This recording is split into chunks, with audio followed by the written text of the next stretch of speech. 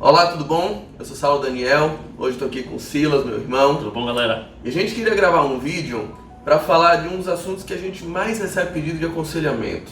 As pessoas mais procuram a gente, jovens principalmente, que é para falar quando eu devo mudar de igreja. E a minha primeira resposta para aqueles que querem sair da igreja não, você nunca deve sair da igreja, porque o único meio que Deus usa hoje para a salvação dos seus filhos é por meio da igreja, segundo Efésios 3:10. E vale lembrar que a igreja é o corpo de Cristo, Cristo não tem dois corpos. A igreja é a noiva de Cristo, Cristo não tem duas noivas. Então você não pode mudar de igreja porque não existem duas igrejas. Só há uma igreja de fato constituída por Cristo na terra. E ela sim está espalhada entre diversas comunidades de fé também por toda a face da terra. Então a gente entende que quando você pergunta quando devo mudar de igreja, na verdade você está perguntando quando deve mudar de denominação, de instituição, de comunidade de fé. E é disso que a gente vai tratar. Quando mudar de comunidade de fé. Ou até de religião. Talvez você que esteja assistindo esse vídeo esteja se perguntando se você deve permanecer dentro de uma estrutura católica ou passar para uma estrutura evangélica ou até o contrário. Enfim, essa é a ideia da gente tentar responder esse tipo de dúvida. O primeiro dos grandes motivadores que a gente recebe, Silas, é sobre relacionamentos. Sim. As pessoas procuram a gente para falar sobre, olha, eu quero mudar de igreja, de comunidade, porque não estou me relacionando bem, porque as pessoas não gostam de mim, porque eu tive um problema, a esposa do pastor, o filho do pastor, normalmente pessoas da família do pastor. Sim, sim. Provavelmente são... Se forem outras pessoas, você acha que você pode resolver, mas se é a galera do pastor, você acha que é melhor sair. E assim, há casos extremos, mas o conselho que eu dou é que nesses casos a melhor saída não é mudar de igreja, porque esse tipo de conflitos de relacionamento geram mágoas e essa mágoa vai com você para onde você estiver. A melhor saída nesse caso é dentro da sua comunidade, onde você acredita que Deus te chamou para estar, onde você já está ambientado num sistema que você crê, onde a doutrina é professada de acordo com aquilo que você entende correto à luz da Bíblia. Fique lá, ore ao Senhor, tenha maturidade, perdoe, peça perdão, resolva os seus relacionamentos. E a palavra é muito clara, a palavra lhe dá diretrizes objetivas sobre o que fazer quando você tem problemas de relacionamento dentro da igreja. A primeira diretriz objetiva é: no que depender de vós, tende paz com todos. Então, se há algo que você possa fazer, note, não é algo que você deva fazer. Não é, mas foi ele quem me provocou. Só que você tem o poder de resolver, resolva.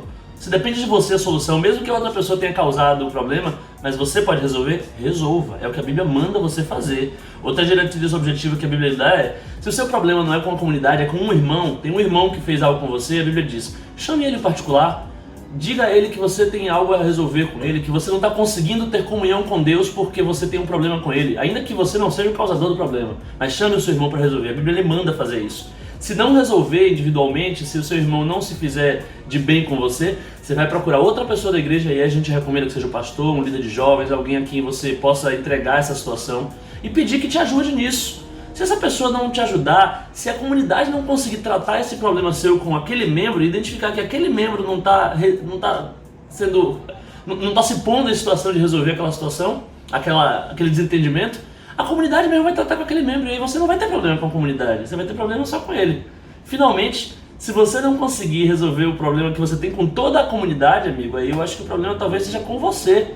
E para onde você for, como o Saulo disse, você vai levar esse problema consigo. É preciso que você trate isso com Cristo imediatamente. É preciso que você trate isso com aqueles irmãos imediatamente, até se você resolver sair. Antes, peça perdão, peça desculpa, faça as pazes, e no que depender de você, tenha paz com todos. Obviamente, eu não estou falando de casos extremos, onde envolve uma situação de escândalo, onde envolve uma situação de um envolvimento um pouco mais sério, e a depender da gravidade talvez seja recomendado você procurar uma outra comunidade. Mas problemas ordinários se resolvem com perdão, com reconciliação, com harmonia, e não com troca de igreja. Tá bom? Tem outro problema completamente ligado à ideia de problemas de relacionamento que você mesmo já tocou. Normalmente os problemas de relacionamento que nos afastam da igreja são problemas com a família do pastor. Mas os problemas que mais levam as pessoas a quererem sair da igreja são problemas com o próprio pastor. Meu pastor é ruim, meu pastor não prega bem, meu pastor me persegue, meu pastor tem isso, meu pastor tem aquilo. Cá pra nós, você não vai ser o primeiro que enfrenta uma desavença, uma diferença em relação ao ministério. Você não vai ser o primeiro querendo ser pastoreado pelo melhor pastor do mundo. E várias pessoas acham que isso resolve tudo. Se eu tiver um mau pastor, eu serei uma péssima ovelha. Se eu tiver um bom pastor, eu serei uma ótima ovelha. A Escritura mostra o contrário. Eu posso lhe dar 2 exemplos. Um homem chamado Samuel foi pastoreado por um pastor que a Bíblia fala bem mal dele. Ele tinha um momento bem difícil da vida. Eli era um sacerdote de Israel, mas era um sacerdote já velho, já caduco, já parado, que cuidava mal das coisas. Cego, obeso, exatamente, péssimo pai de família. E Samuel foi talvez o maior juiz que Israel teve. Ele foi muito bem discipulado por aquele ministério em que ele talvez não acreditasse mais. E foi uma excelente ovelha. Foi uma excelente ovelha daquele pastor ruim. Por outro lado, você já conheceu um rapaz chamado Judas Iscariotes. E ele teve um pastor muito bom, o melhor que alguém já teve, o que eu e você temos, o que o seu pastor tem. Ele foi pastoreado diretamente por Jesus. E eu não preciso falar o que ele fez.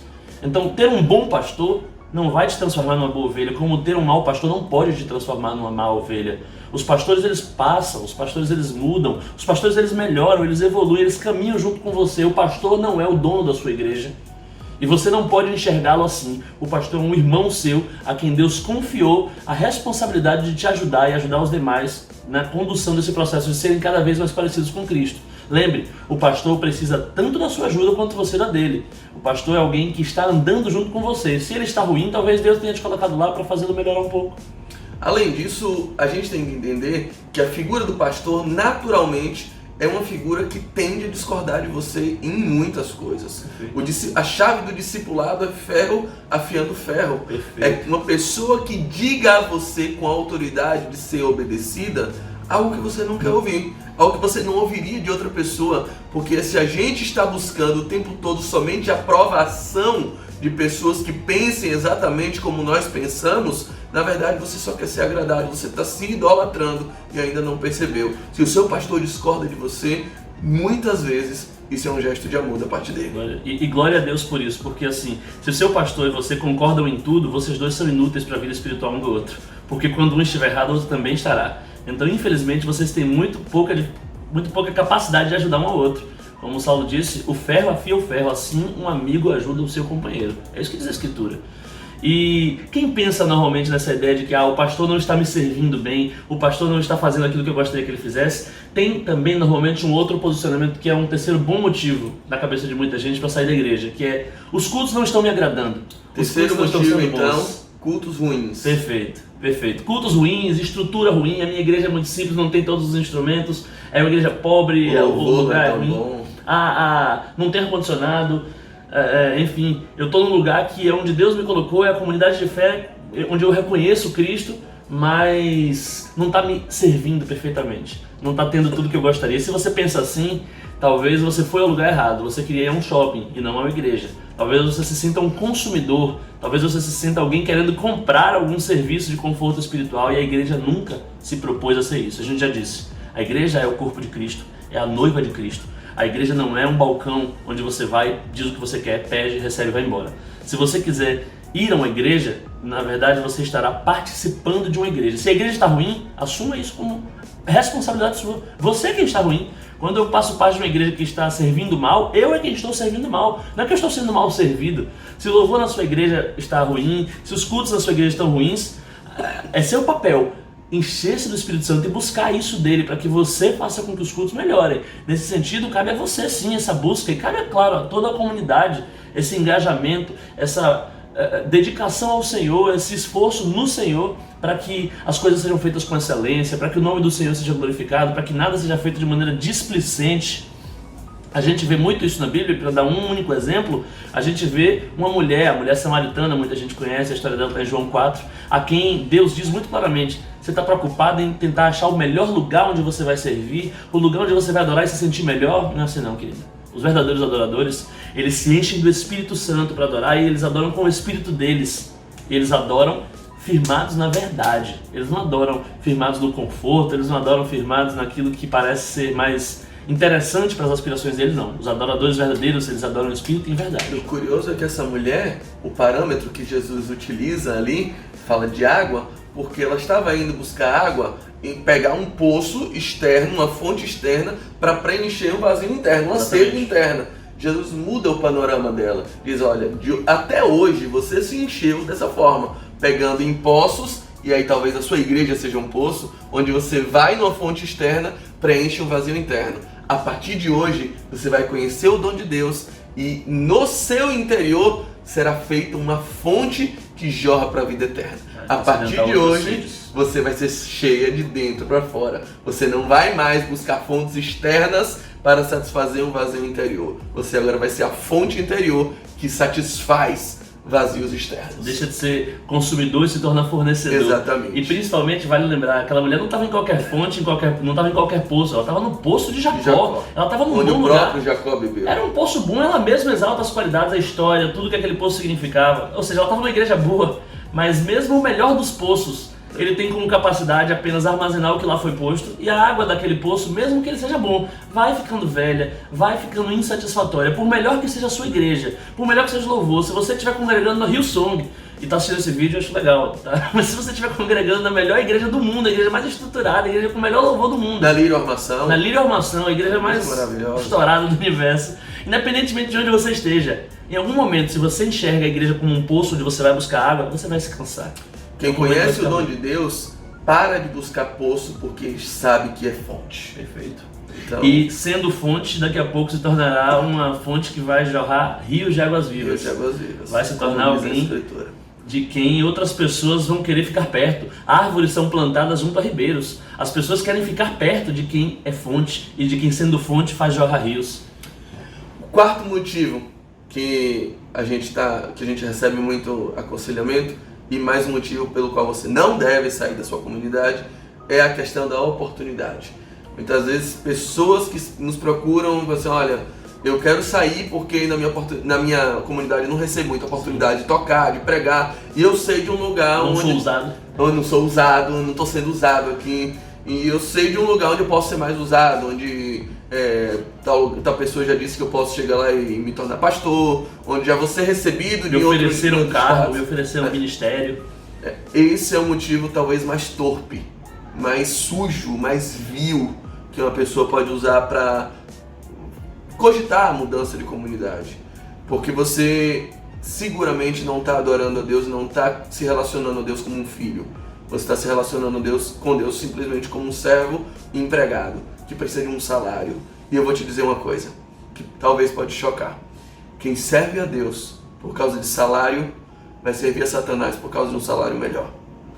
Se talvez a comunidade, a escolha da sua comunidade está sendo baseada em oportunidades, em palco, em cargos, em funções, talvez você esteja se relacionando com Deus de uma forma muito estranha, muito torpe e indigna, e não de acordo com um filho. Um filho nunca muda de pai porque tem uma mesada melhor na outra casa.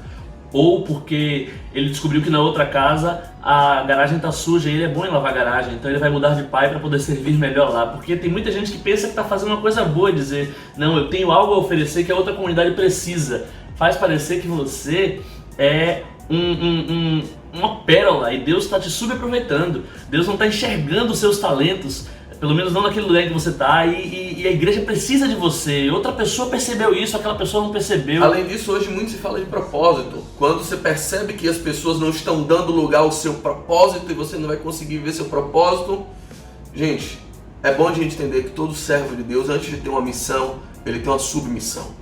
Se você não consegue ser submisso a ninguém, se você não consegue ouvir de alguém a consciência e o conselho de espere, agora não, ou isso não, se a comunidade onde você está inserido não reconhece determinada aptidão sua, talvez aquilo não seja seu propósito e você esteja se enganando simplesmente por uma auto-idolatria. Perfeito, isso é muito triste, isso é muito comum, é uma coisa com a qual a gente tem que estar muito atento, porque a Bíblia diz que as nossas melhores justiças aos olhos de Deus são trapos de imundícia. Então não confie no seu coração, porque às vezes a gente pensa, meu coração me faz ter certeza, eu estou com minha consciência limpa de que o que eu quero é servir. Sua consciência não é o seu melhor guia. A palavra de Deus, o Espírito Santo de Deus, sim, isso pode te guiar. Isso faz a gente virar a chave agora para a gente falar de motivos para trocar de comunidade. Sim, o que justifica, o que deve motivar você a fazer isso. E eu vou citar exatamente a mesma questão, as oportunidades.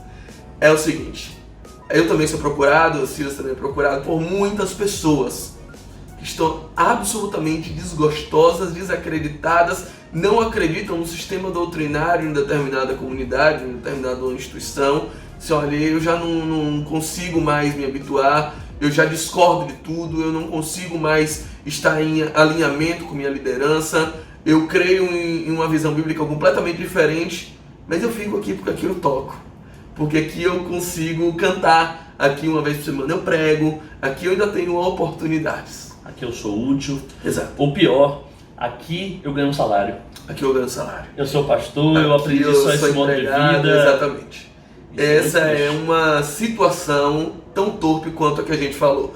A mesma razão pela qual você não deve sair em busca de oportunidade te diz que você não deve ficar discordando, tendo muitos motivos para sair, mas só porque aqui você tem oportunidade. Porque você saindo, você perde seu diaconato, porque você saindo, você perde a ordenação que você teve, mesmo sabendo que o seu coração e a direção que o Senhor lhe deu, examinando a Bíblia, uma vez um exame da palavra bem feito, você já viu que aquilo não está em acordo com o que você entende das Escrituras, fica lá, normalmente vai gerar ou farisaísmo, ou hipocrisia, ou desobediência. Você vai acabar em um desses caminhos.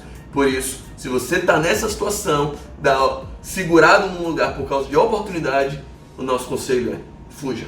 E assim, não tem outro nome para isso não, tá? Quem aceita uma vantagem indevida para fazer o que já não deveria fazer é um corrupto. O nome disso é corrupção. O que você está aceitando é uma espécie de suborno. E cá para nós, provavelmente, você está transformando a igreja em que você está em corrupta também, porque a corrupção é ativa e passiva, e talvez eles nem saibam que eles estão te mantendo lá através de um suborno. Você talvez não tenha nem o direito de fazer isso, de ficar num lugar sabendo que já não deveria estar ali, fazer o que você já não acha devido fazer, por conta de uma vantagem que você está recebendo, e talvez eles nem saibam que esse é o seu posicionamento. Então a igreja em que você congrega, se você está congregando lá só pelo que você recebe de lá, você está transformando ela em cúmplice de um crime, e talvez ela nem saiba disso. Por favor, pare de fazer isso, pare de fazer isso. Se você não acredita no sistema em que você está, não faz sentido você aceitar representá-lo e você aceitar se posicionar em nome dele apenas pelas vantagens que isso te traz. Segundo motivo para você sair de uma igreja é aquilo que a gente chama de heroísmo. O que seria heroísmo? Luteranismo, Silas?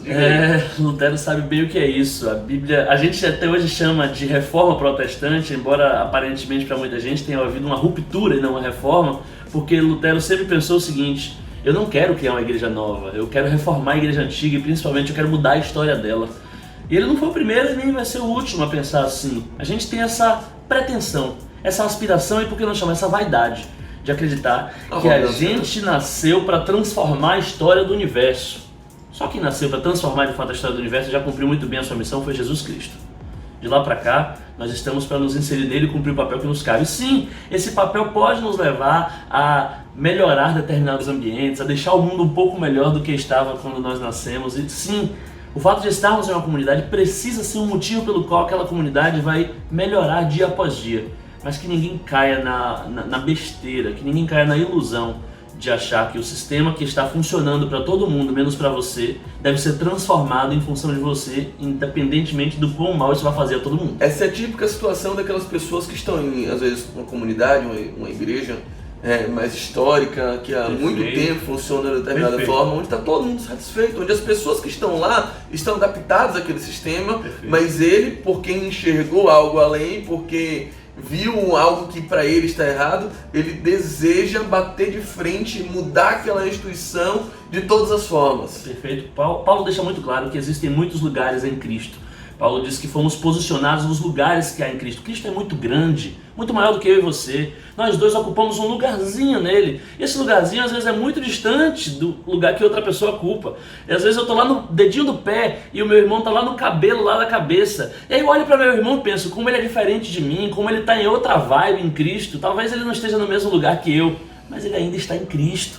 Então, se você é de uma comunidade, como o Saulo falou, mais histórica, que Deus posicionou aquela comunidade para ser de uma determinada forma, e Deus não te chamou para mudar aquela comunidade, Deus não te chamou para trazer algo novo para aquela comunidade. Qualquer coisa nova que você traz ali é vista como escândalo, fere, machuca, traz dores. Se há espaço para mudança, não tem problema. Se as pessoas recebem bem novas sugestões, traz alegria, não tem problema. Mas se a liderança, se o sistema ali formado não recebe bem, já está bem consolidado, recebe qualquer tipo de tentativa dessa como insubordinação, como rebeldia, como divisão, não é a coisa certa a se fazer. Aliás, não é aceitável que você faça. E assim, há outros exemplos também que são muito frequentes, ou pelo menos ultimamente tem sido cada vez mais. Se você é de uma comunidade mais avivada, né, como se costuma dizer, uma comunidade pentecostal, para ser mais expresso, e de repente você identificou que a teologia daquela comunidade não casa muito com a sua, você descobriu que a melhor forma de enxergar e explicar a salvação é completamente diferente da forma como a sua igreja já catalogou em seus princípios, escreveu em suas confissões de fé.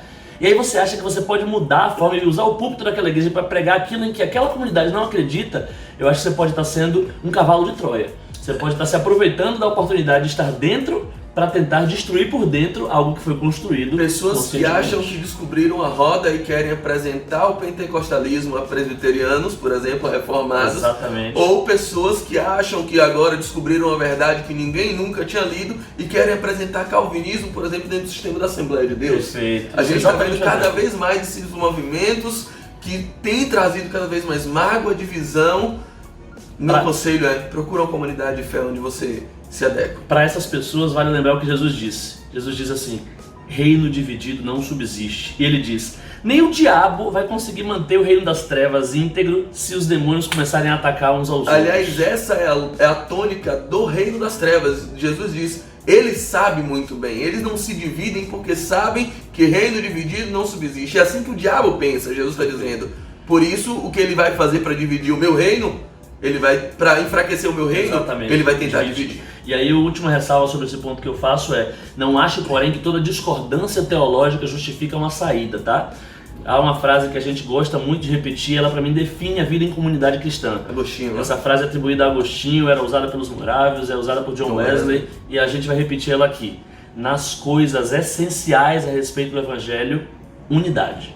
Nas coisas não essenciais a respeito do Evangelho, liberdade. E em todas, o amor.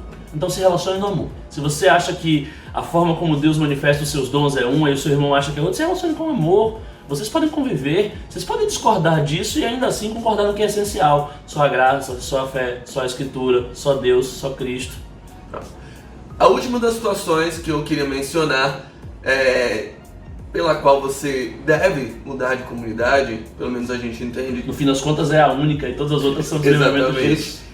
É quando você já não se adequa ao sistema, quando doutrinariamente você examina aquilo.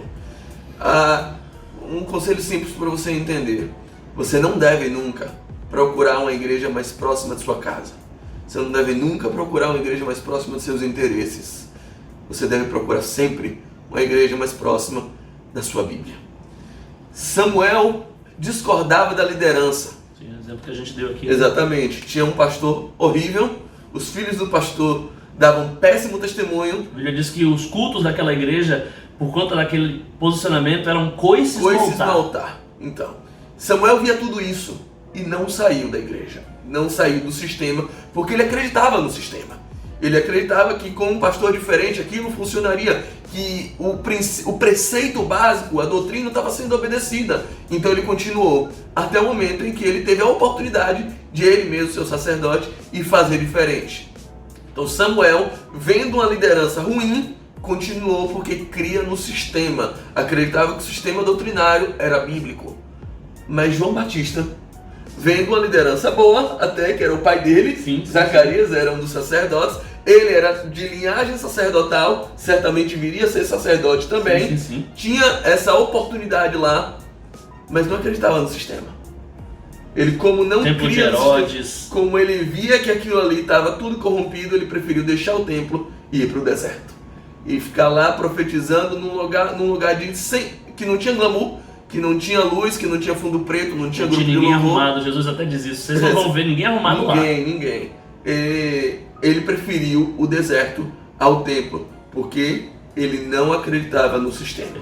Então, se você não acredita mais no sistema onde você está inserido, se você acredita que aquilo que você está vivendo lá não é aquilo que você entende biblicamente que deve ser vivido, se você está o tempo todo lá batendo cabeça com a liderança, porque você quer transformar tudo, quer ser o grande reformador e já viu que não há espaço para isso, o nosso conselho é: sai do templo e vai para o deserto. Procura uma comunidade de fé que você de fato se adapte, que você se adeque, que você esteja alinhado com sua liderança, para você não caminhar nem em hipocrisia e nem em rebeldia. E é sensacional porque João Batista e Samuel se parecem em muitas coisas, ambos preparam algo para alguém que virá. Samuel prepara Davi, João Batista prepara o caminho para Jesus, e ambos têm uma qualidade que é a qualidade que nos deve mover, que é: eles sabiam o que eles ouviam do próprio Deus, eles sabiam para o que eles foram chamados, eles se relacionavam diretamente com Deus.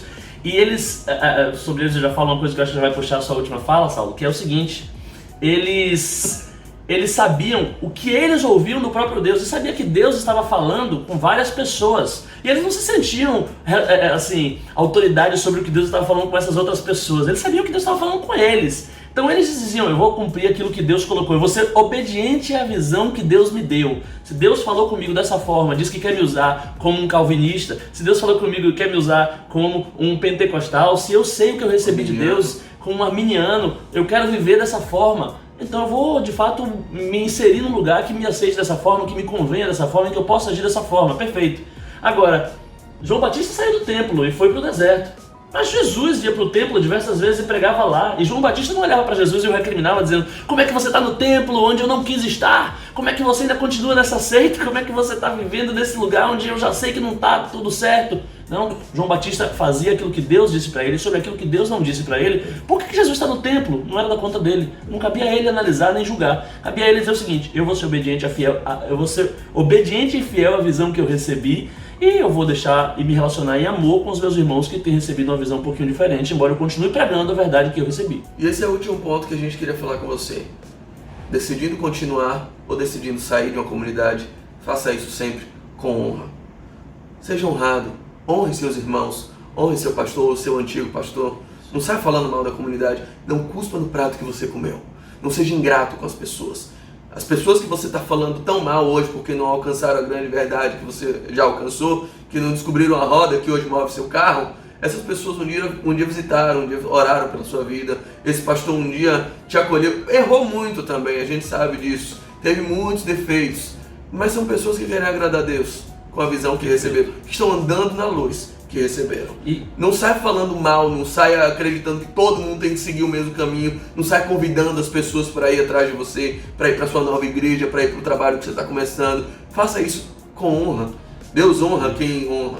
Não se sinta pretensioso, não se sinta o inspirado, não se sinta o iluminado, e principalmente respeite as pessoas. Respeite e ame as pessoas e reflita a luz que você recebeu. Somente reflita, não a imponha. Se você recebeu um novo direcionamento de Deus, cumpra esse novo direcionamento de Deus, mas deixe quem está naquele direcionamento, que inclusive seja grato por isso, porque foi aquele direcionamento que talvez tenha te tirado do mundo, te tirado das drogas, te tirado de uma vida promíscua e te colocado no caminho que você hoje está. Foi aquilo que Deus usou para isso. Então seja grato e, como Saulo disse, seja honroso e respeitoso. Bem possivelmente, em muitos casos acontece, você vai ser difamado sim.